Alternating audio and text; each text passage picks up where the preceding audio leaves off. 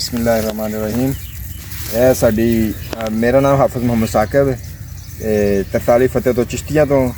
जैसा कि पहले भी एक वीडियो बनाई सी जिहदे ते असी जिहड़ा शाह साहब दा फार्मूला इस्तेमाल करके ते जदों ज़मीन दी तैयारी वगैरह जी कीती सी ते फसल जिहड़ी है मतलब अपने अजे इब्तदाई मराहल दे विच सी उदों वीडियो रोल की। हुण माशाअल्लाह जिहड़ी फसल पक के तैयार हो गई है। सिट्टा भी माशाअल्लाह देखो कि मुड़ चुकिया है अपने वजन के हिसाब नाल, क्योंकि इहदा सिट्टा जिहड़ा है काफ़ी ज़्यादा मोटा है तो दाना भी मोटा है माशाअल्लाह। आ दाना मैं चेक करा रहा तुहानूं, आ सिट्टा एक भोरिया सी ते ये माशाअल्लाह वेखो दाना जिहड़ा एन इंज जिवें अनार दे दाने हुंदे ने माशाअल्लाह, मोटा दाना है।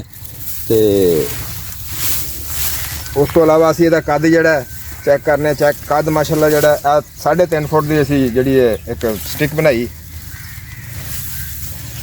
ए 3.5 फुट दी स्टिक हैगी है ते ये माशाअल्लाह तकरीबन 3.5 फुट ही कद जिहड़ा इस फार्मूले की मदद के नाल माशाअल्लाह कद भी चंगा किया है और बाकी दूसरी फसल तो नालों पहले जिहड़ा ये तैयार हो गई।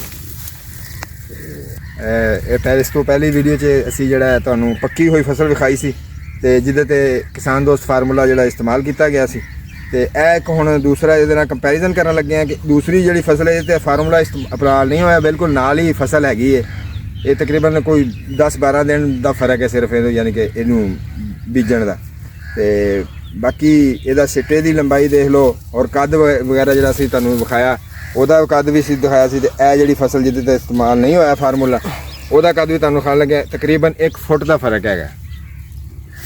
देख सकते जी तुसीं 1 फुट का कद का फर्क है।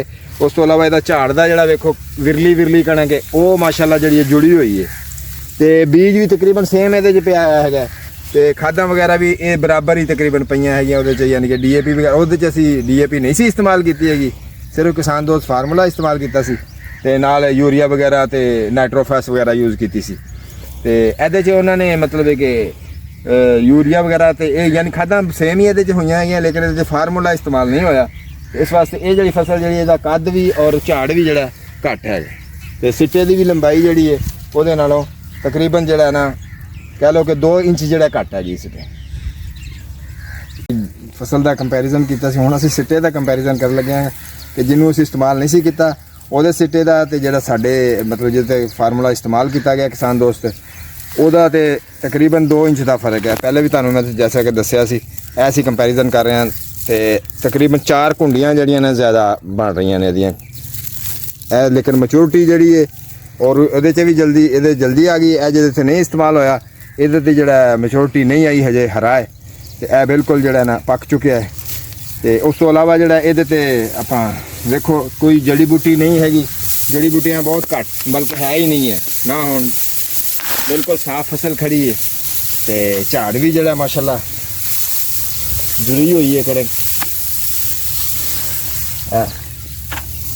हाँ जी, इस तो इलावा जिहड़ा इहदे ते असीं अपना बीमारी का बहुत घट अटैक हैगा, यानी कि इन्हां दिनां दे विच तेला वगैरह जिहड़ा पै जांदा सी ते किसी किस्म का तेला वगैरह नहीं, साफ खड़ी असीं माशाअल्लाह, मतलब कपड़े भी साडे बिल्कुल साफ ने, कोई मतलब इहदे ते दाग वगैरह नहीं लगे कि असीं फसल दे विच वड़ीए ते काले हो जांदे सी कपड़े। ते हुण माशाअल्लाह बिल्कुल सही खड़ी हैगी ते जदों असीं मतलब इहदी कह लो कि गवाही करांगे ते तूड़ी भी माशाअल्लाह सही बनेगी, कोई कद भी चंगा हैगा वेखो माशाअल्लाह जोड़ा जुड़िया होया सारा। तो जानवरों वास्ते भी जोड़ा ये फायदा होएगा कि तुड़ी ज़्यादा होएगी तो जानवर भी ज़्यादा खाएंगे। मैं अपने दोस्तों को जोड़ा अपील कराँगा कि शाह साहब का जोड़ा फार्मूला है ये अपनी फसल से अप्लाई करो ताकि ज़्यादा तो ज़्यादा जोड़ा पैदावार हासिल कर सकीए। हर फसल से इस्तेमाल हो सकती है, असी गंदम से इस्तेमाल की सी, हुण माशाअल्लाह इंशाअल्लाह आगे जोड़ा अगला मरहला जोड़ा कपास की फसल का है तो इंशाअल्लाह उहदे ते भी यूज़ करांगे ते अल्लाह ताला साडा हामी नासिर होवे।